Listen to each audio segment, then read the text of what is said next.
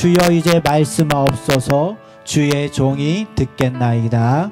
아멘. 오늘 시간에는 룻기 2장의 말씀을 통하여서 피난처 되시는 하나님, 피난처 되시는 하나님이라는 제목으로 하나님의 말씀을 증거하도록 하겠습니다. 여러분들, 하루를 두 번 산다, 하루를 두 번 산다라고 하는 이야기를 들어본 적이 있으십니까? 무슨 의미로 이러한 이야기가 나올까 싶으시죠? 사실 여기에는요, 쉼포 세대라고 하는 오늘날 청년들의 삶에서부터 이 이야기가 만들어지게 된 것입니다. 쉼을 포기한 세대라고 하는 의미를 가지고 있는 것이죠. 쉼을 포기한 세대, 쉼포 세대. 왜 청년들을 향하여서 쉼포 세대라고 이야기하고 하루를 두 번 산다라고 이야기를 하는지 아십니까? 우리 청년들이 말이죠, 직장에 취업까지는 했습니다. 취업까지는 도달을 했는데 회사 생활로 인하여서 받는 월급이 본인들의 삶 속에는 턱없이 부족한 것이죠. 결혼을 꿈꾸고 자녀를 꿈꾸고 미래를 꿈꾸기에는 정직원으로서 회사 생활을 하고 있지만 그 급여로는 미래가 불안정한 것입니다.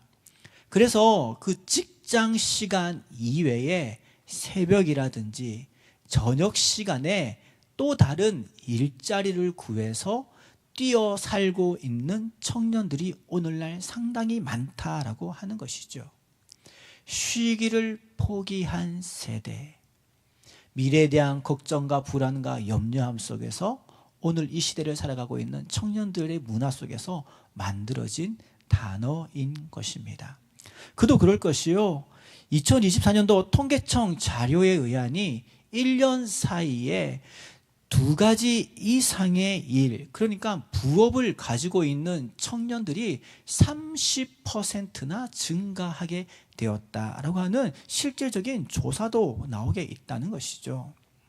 그리고 부업을 고려하고 있는 청년들은 절반 이상이나 그것을 생각하고 계획하고 있다라고 하는 통계의 결과가 나왔다라고 하는 것입니다. 지금의 현실만으로는 버거운 것이죠. 지금의 모습으로는 버거운 것이죠. 견딜 수가 없다라고 하는 것입니다. 멈추면 남들보다 뒤처질 것 같고 쉬면은 불안해서 그래서 쉬지 못하는 오늘날 우리 자녀 세대들의 모습이다라고 하는 것이죠. 그런데 이런 우리 청년들의 모습의 이야기를 들으면 참 마음이 아프지만, 그런데 이게 또한 우리 자녀들의 모습의 이야기만은 아니다라고 하는 것이죠. 자녀를 키우면서 직업을 병행하고 있는 30, 40대 부모님들 어떻습니까? 한 주간 얼마나 많이 고되게 달려오셨습니까? 몸은 퇴근했지만 마음은 여전히 일터에 가 있는 분들이 상당히 많이 계시지요. 아이들을 챙기다 보니 정작 나를 위한 시간은 단 한 조각도, 단 1분도 없이 살아가는 부모님들이 얼마나 많이 계십니까? 5, 60대는 어떻습니까? 자녀 걱정, 건강 걱정까지, 노후 걱정과 은퇴를 했어도 마음이 편치 못한 불안함을 가지고 살아가고 있지 않습니까?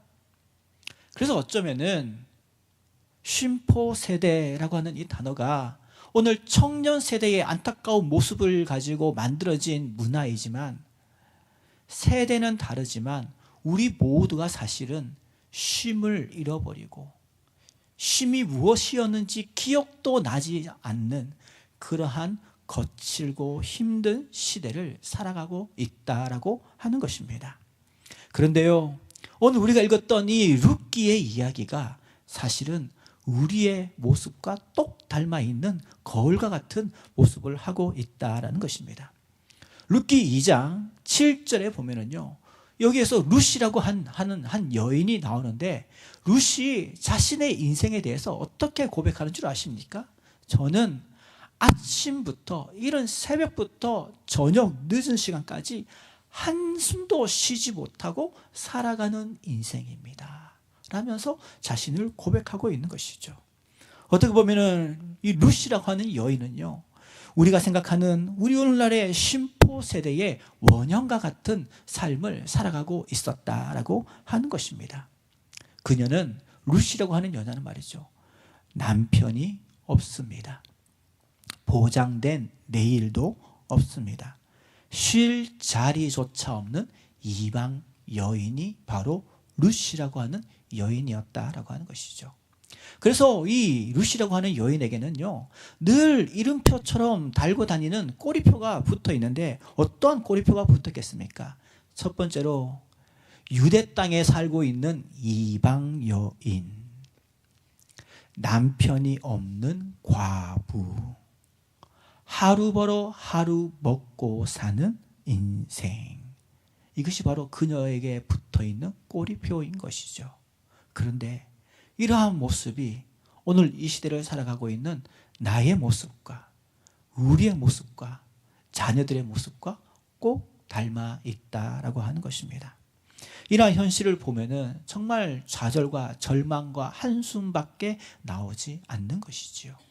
근데 룻기를 통하여서 하나님께서는 우리의 삶이 룻과 같다 할지라도 그의 삶 가운데에 찾아오시고 부어주시고 품어주시는 하나님의 은혜가 있다라고 하는 하나님을 소개하고 있는 것입니다.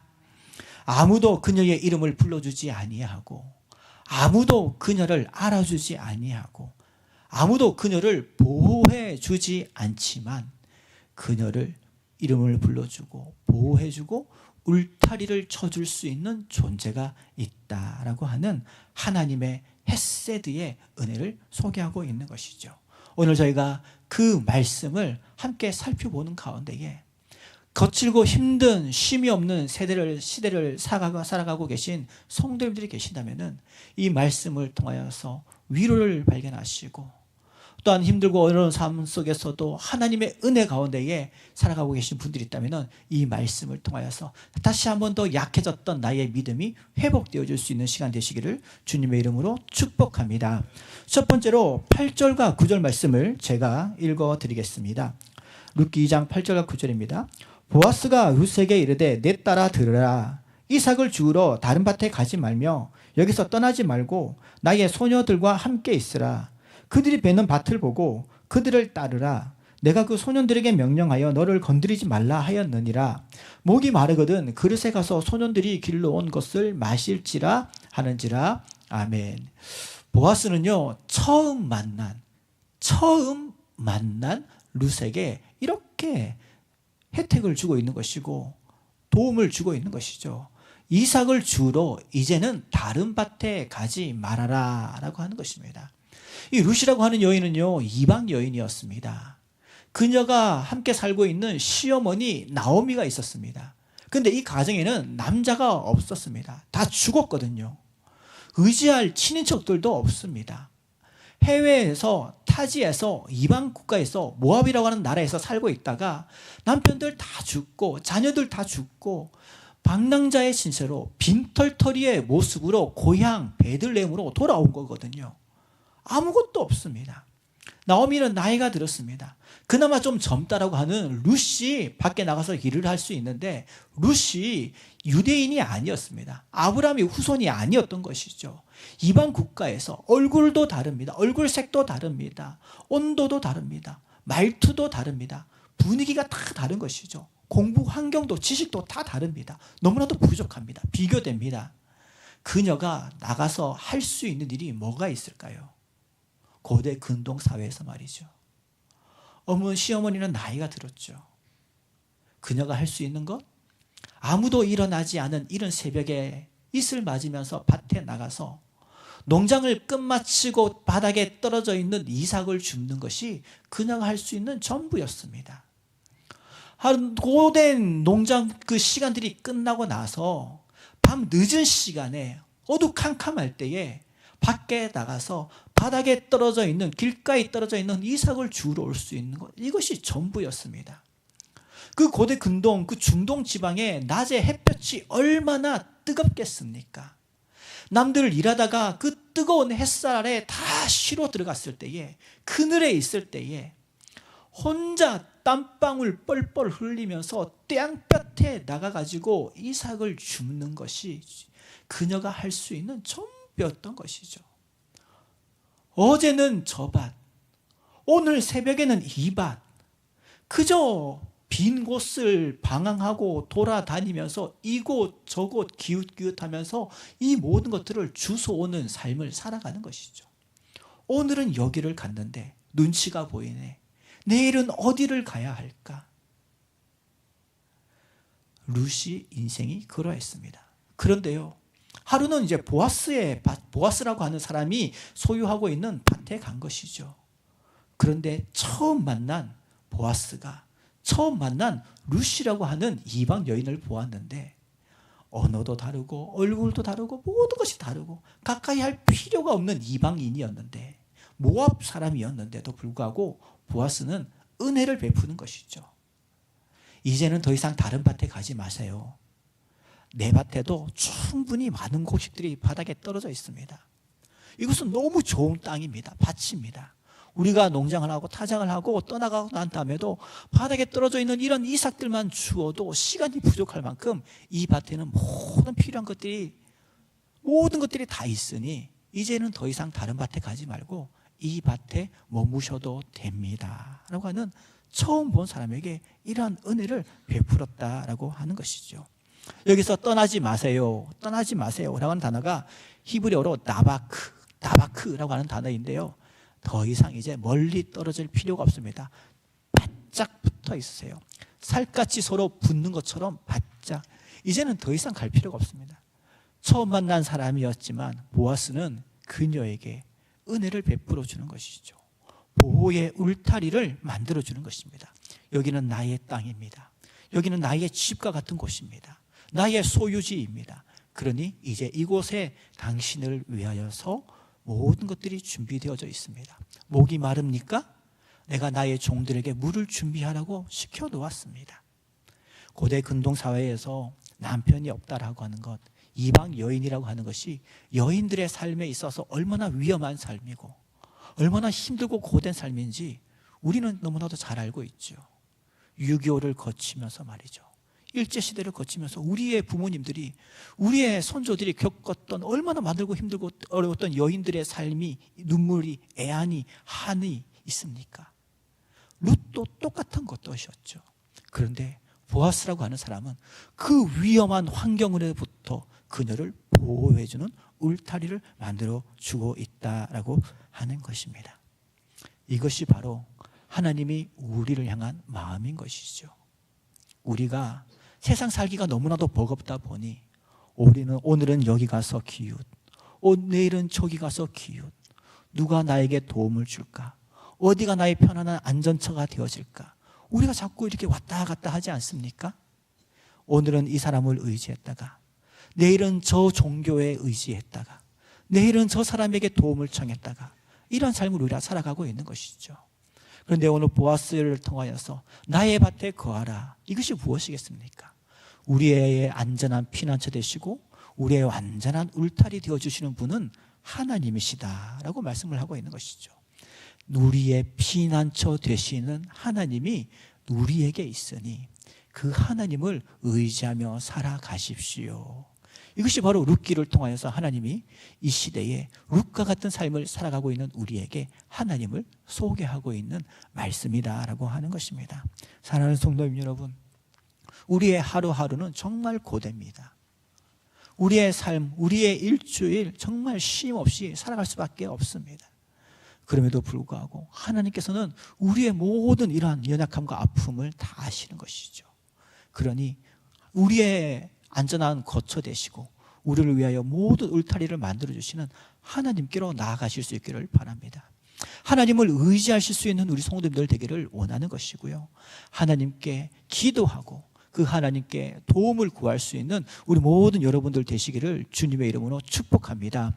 그러면 우리 하나님께서 보아스가 룻에게 베풀었던 그러한 놀라운 은혜와 같이 하나님께서는 우리가 상상하지도 못하고 우리가 생각지도 못한 놀라운 보호의 은혜와 공급의 은혜를 우리 가운데에 채워주실 줄 믿습니다.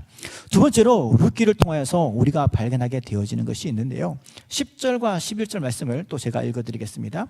룻이 엎드려 얼굴을 땅에 대고 절하며 그에게 이르되 나는 이방 여인이거늘 당신이 어찌하여 내게 은혜를 베푸시며 나를 돌보시나이까 하니 보아스가 그에게 대답하여 이르되 내 남편이 죽은 후로 내가 시어머니에게 행한 모든 것과 내 부모와 고국을 떠나 전에 알지 못하던 백성에게로 온 일을 내가 분명히 알려졌느니라. 내게 분명히 알려졌느니라. 아멘. 보아스가 처음 만난 룻에게 이런 호의를 베풀었지 않았습니까? 그래서 룻이 보아스에게 탁 엎드려가지고 이야기하게 되는 것이죠. 저는 이방 여인입니다. 어떻게 이방인인 나에게 이러한 호의, 은혜를 베풀 수가 있습니까? 라고 룻이 이야기하게 될 때에 보아스가 했던 대답이 기가 막히는 것이죠. 나는 가진 게 많기 때문에 그냥 아무에게나 다 베푸는 사람이야 라고 하는 그렇게 이야기를 하지 않았습니다. 보아스가 룻에게 은혜를 베푼 이유는요, 이것이었습니다. 룻이 그동안 어떻게 살아왔는지 다 들었다라고 하는 것입니다. 오늘 성경에서는 내 시어머니에게 행한 일과 내 부모와 고국을 떠나서 네가 알지 못하던 백성, 네가 알지 못하는 백성은 이제 이스라엘을 얘기하는 것이거든요. 왜냐하면 룻은 모압 사람이었기 때문인 것이죠. 전혀 다른 문화와 환경임에도 불구하고 이곳에 온 것이 분명히 알려졌다라고 이야기하고 있는데, 히브리어 성경을 보면요, 빠짐없이 알고 있다, 빠짐없이 들었다라고 하는 의미를 가지고 있는 문장인 것입니다. 보아스가 다 들었다라고 하는 것이죠. 룻이 그의 시어머니에게 어떻게 하였고 룻이 어떤 결단을 내렸는지 말이지요. 룻기 여러분들 많이 읽어보셨죠? 룻이 얼마나 비참한 인생이었습니까? 근데 룻보다 더 비참한 인생이 누굽니까? 나오미입니다. 나오미, 그의 시어머니인 것이죠. 나오미가 베들레헴 출신입니다. 오늘 이 이야기가 나오고 있는 보아스가 살고 있는 동네가 베들레헴이거든요. 베들레헴 출신이고 거기에서 결혼을 했습니다. 남편과 결혼을 하여서 스라에 2명의 아들을 두었습니다. 근데 그 남편이 이제 여기 베들레헴이 살기 어려우니 다른 곳에 가서 우리의 가정을 꾸려야 되겠다라고 결단을 하고, 나오미의 가정이 말이죠, 남편과 2 아들과 함께 어디에 가서 정착을 하게 되냐면은 모압이라고 하는 땅에 가서 정착을 하게 되어지는 것입니다. 큰 호기로움과 꿈을 안고서 베들레헴을 떠나 모압 땅으로 가게 된 것이죠. 그런데 왜 이렇게 우리의 계획과 우리의 뜻은 항상 어긋나는지요? 나오미의 남편이 모압 땅에 가고 나서 얼마 있다가 죽게 되어지는 것입니다. 그런데 참 안타까운 것이 2 아들이 있었지 않습니까? 그 모압 땅에 있는 동안에 결혼을 했거든요. 모압 여인과 결혼을 했습니다. 그런데 그 2 아들마저도 모압 땅에서 죽어버린 것이지요. 나오미는요, 한순간에 남편을 잃었고 사랑하는 2 아들을 타국에서 잃어버렸습니다. 혼자 남게 되었습니다. 그 밑에는 며느리 2명만 있는 것이죠. 나이가 많이 들었습니다. 본인은 할 수 있는 게 아무것도 없습니다. 그래서 2 며느리를 부른 것이죠. 나의 인생은 이제 끝났다. 그러니 여기에서 너희들 자녀들도 없겠다. 너희들의 신분을 속이고 이제 나를 떠나가서 너희들 결혼 안 한 여인들처럼 그렇게 새 가정 꾸리고 살아가렴. 나는 이제 나의 고국으로 돌아가련다 라고 하는 것이 나오미가 그의 2 며느리들에게 했던 이야기인 것이죠. 그런데 한 며느리는요, 그 시어머니 나오미의 이야기를 듣고 예 어머니 그렇게 하겠습니다 라고 하면서 그렇게 어머니를 떠나가 버렸습니다. 그런데 오늘 성경에 나오는 룻이라고 하는 며느리는 말이죠, 이렇게 고백하는 것이죠. 저는 어머니와 함께 죽고 어머니와 함께 살겠습니다. 어머니가 섬기는 하나님을 나의 하나님으로 모시겠습니다. 제가 비록 모압 땅에 살고 있을 때에는 다른 종교와 다른 신을 섬겼지만 제가 이제 이 가정에 시집을 왔기 때문에 저는 이제 이 가정의 사람인 것이고 제가 이전에 섬기던 신도 버리고 저는 이제 이스라엘의 하나님을 섬기겠습니다. 제가 한 번도 살아본 적이 없고 한 번도 밟아본 적이 없는 베들레헴이라고 하는 이스라엘 땅이지만은 어머니와 함께 그곳으로 가서 제가 어머니를 모시겠습니다 라고 하면서 나오미와 룻이 베들레헴으로 돌아오게 되었다라고 하는 것이죠. 그렇게 나이 많은 시어머니를 모시기 위해서 룻은 새벽같이 땡볕에서 어두운 밤에 나가가지고 그런 이삭을 줍는 삶을 살아온 것이죠. 우리 성도님들도 그런 삶을 얼마나 많이 살아오셨습니까? 남들이 알아주지 않습니다. 심지어 가족도 나의 수고와 헌신을 이해하지 못하고 알아주지 않죠. 가족들을 위해서 말이죠. 자녀들에게 뭔가를 먹이기 위해서 말이죠. 우리가 흘렸던 눈물들, 우리가 배고파하면서 흔들렸던 그런 마음들, 아무도 알아주지 못한 날이 얼마나 많이 있었습니까? 교회를 위해서도 말이죠. 다 떠나갔지만은 나까지 떠나가면 안 돼. 나라도 이 자리를 지켜야지. 나라도 오늘 주일이니까 예배의 자리를 지켜야지. 그러면서 이 자리를 지키시고 그 자리에서 성도들을 위하여서 눈물 흘리시고 오늘은 피곤한데 목장 모임 하지 말아야지가 아니라 나까지 빠져버린다면 우리 목장이 어떻게 될까 하면서 헌신하면서 그 자리에 나오시고 힘들게 나온 목원들을 맞아주고 안아주고 고통과 괴로움 가운데 있는 분들을 위해서 눈물 흘려주었던 우리들의 그런 모습들 사람들은 모릅니다. 그런데 룻도 똑같았던 것이죠. 아무도 모를 줄 알았는데 보아스가 이야기하는 것이죠. 내가 모두 알고 있다라고 하는 것입니다. 여기에 룻이 감동하게 되어지는 것이죠. 보아스가 여기 내 밭이니까 여기에서 앞으로 살아가면 여기서 모든 것들을 공급받으면서 모든 것들을 주면 돼. 여기에 은혜를 받고 감동을 받은 것이 아니고요. 내가 너의 눈물의 삶을 알고 있어. 너의 그 괴로웠던 고통스러웠던 날들을 내가 알고 있어. 여기에 룻이 감동하게 되어졌다라고 하는 것 아니겠습니까? 그런데 이것이 바로 나를 향한 우리를 향한 하나님의 마음인 것이죠. 세상에서의 삶이 참 힘듭니다. 어렵습니다. 누군가에게 말하기도 참 두렵고 떨리고 걱정됩니다. 심지어 교회 안에서도 말이죠. 목장 안에서도 때로는 차마 이것만큼은 내가 나눔을 하기가 힘들 것 같아 라고 할 정도의 어려운 일들이 나에게 찾아올 때가 얼마나 많이 있습니까? 혼자 얼마나 눈물 흘리고 혼자 얼마나 가슴 아파하고 괴로워하면서 말이죠. 가족들을 살리기 위해서 병원 한번 가지 못하고 그 계속해서 집으로 날라오는 그 청구서들을 채워나가기 위해서 모든 것들을 포기하고 내려놓고 살아왔던 나의 그러한 삶들 속에서 말이에요. 아무도 알아주지 못하지만 하나님은 나를 다 알고 있다라고 하는 것이죠. 교회에서 흘렸던 눈물들을 그렇게 믿음으로 결단하며 걸어왔던 우리의 헌신들을 하나님은 다 알고 계신다라고 하는 것을 이야기를 하고 있는 것입니다. 그러니 그러한 하나님께로 돌아오라. 나의 피난처 되시는 하나님, 나를 다 알고 계시는, 누구보다도 나를 더 잘 알고 계시는 그 하나님께로 돌아오라라고 말씀을 하고 있는 것 아니겠습니까? 사랑하는 성도 여러분, 한 주간의 삶 가운데 앞으로 우리의 인생 가운데 이런 일들이 수도 없이 찾아오게 될 것입니다. 그럴 때마다 우리의 마음과 신앙의 결단은요, 룻이 처음에 가졌었던 것 같이 오늘은 이 밭, 내일은 저 밭 가면서 그렇게 하루하루를 이렇게 고통 가운데 살아가지 마시고 영원한 우리의 울타리 되시고 우리의 피난처 되시는 그 하나님께 나아가시고 그 하나님께 기도하시고 그 하나님을 통해서 참된 위로를 받으실 수 있는 우리 모든 성도님들 되시기를 주님의 이름으로 축복합니다.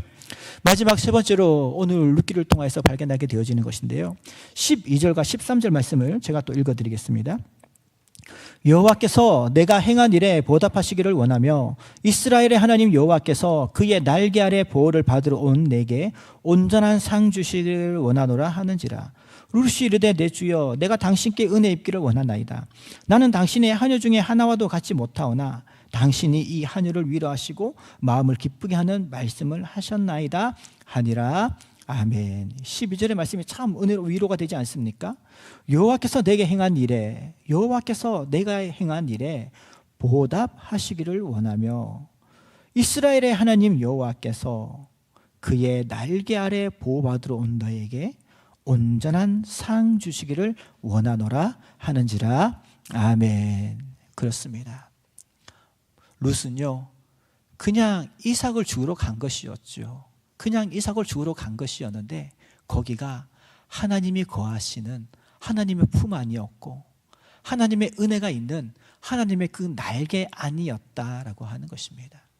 그저 룻은요, 우연히 들렀던 것입니다. 어제는 여기, 그저께는 저기, 이렇게 가다가 갔었는데 마침 하루 그날 갔더니 여기는 하나님이 계신 자리였다라고 하는 것인데, 룻기 2장 3절에 보면은 명확하게 나와 있습니다. 룻이 보아스의 밭에 가게 된 것이 우연히 가게 되었다라고 하는 것이 2장 3절에 명확히 기록이 되어져 있는 것을 우리가 성경을 통해서 발견하게 되어지는 것입니다. 우리는 우연히 간 것 같지만 사실 하나님의 필연이었다라고 하는 것이죠.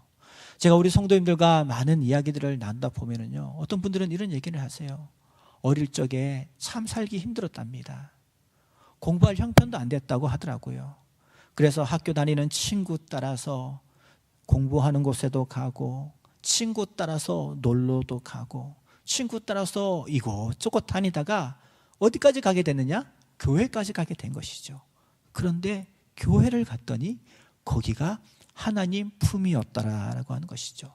본인에게 있어서는 말이죠, 생존을 위하여서, 때로는 체면 때문에, 때로는 누군가의 관계 때문에 이곳 저곳 이밭 저밭 왔다 갔다 하다가 그냥 교회에 간 것이었는데 그곳이 하나님의 품이었다라고 하는 것이죠.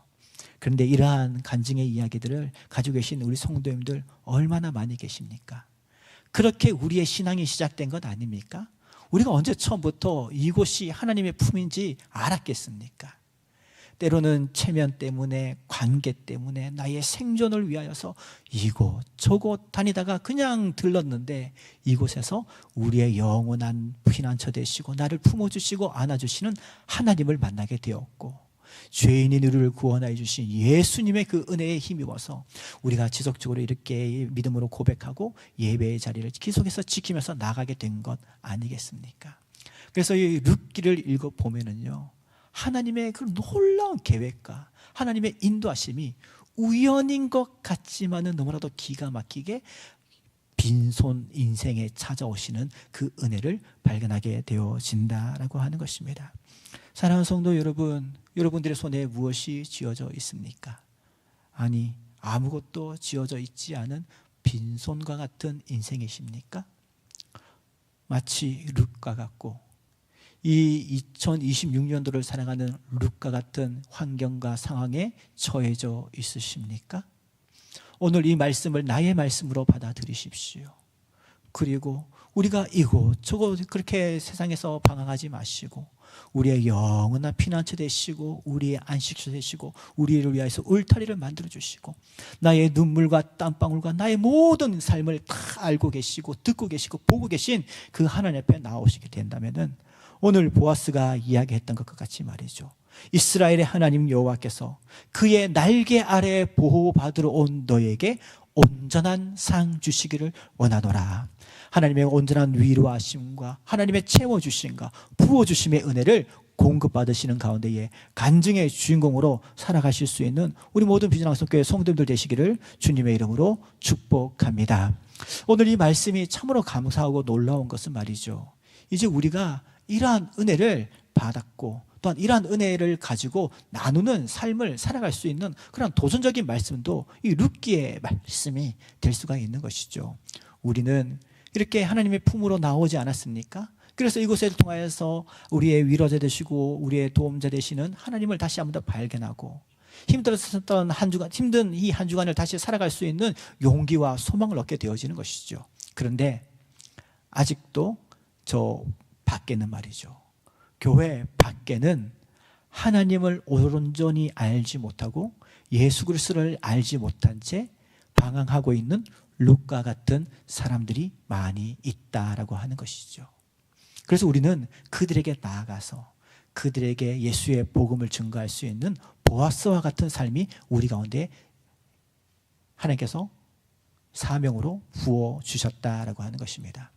그런데요, 룻이 처음부터 보아스의 밭에 간 게 아니지 않습니까? 때로는 여기도 가고 때로는 저기도 가고 마치 우연인 것처럼, 때로는 체면 때문에, 때로는 관계 때문에, 때로는 생존 때문에 그곳으로 들어간 것 아니겠습니까? 우리도 이제 그렇게 태신자들에게 다가가는 것입니다. 태신자에게, 나의 태신자들에게 가가지고요, 야, 함께 교회 갑시다 이러면은 교회 오는 사람들 거의 없다고 보면 됩니다. 어떻게 다가가야 될까요? 우리도 좀 전략적으로 지혜롭게 다가가야 되는 것이죠. 우연인 것처럼, 별것 아닌 것처럼 계속 만나주는 것입니다. 식사 자리에서도 만나주고, 차를 마시는 자리에서도 만나주고, 주차장에서도 만나서 인사라도 잠깐 나누면 그러한 만남들이 계속해서 이어지고, 그러한 관계와 때로는 서로 간의 그런 체면 때문에, 때로는 어떠한 상하관계 때문에 그러한 관계들이 계속해서 이어지는 가운데 어쩔 수 없이 한번 여기에 오는 거죠. 어쩔 수 없이 한번 여기에 발을 디디는 것인데, 이곳에 발을 디디는 그 순간 이곳을 통하여서 하나님의 그 놀라우신 품 안에 들어오게 되어진다는 것을 발견하게 하고, 그 시간들을 통해서 예수님이 그들의 심령 가운데에 증거되어지는 그 일들을 위해서 우리가 또한 태신자를 앞두고 나아가야 한다라고 하는 것입니다.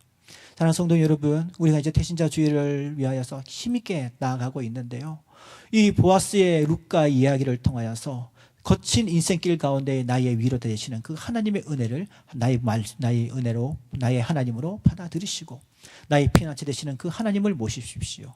또한 동시에 우리 주변에 하나님을 알지 못하는 영혼들에게, 룻과 같은 인생을 살아가고 있는 많은 영혼들에게 우리가 또한 보아스와 같은 역할을 하면서 그들에게 예수의 사랑을 증거할 수 있는 아름다운 주님의 귀한 청지기 같은 일꾼들 되어질 수 있기를 주님의 이름으로 축복합니다. 우리 말씀을 생각하시면서 함께 기도하며 나아가실 때에, 하나님, 우리에게 은혜를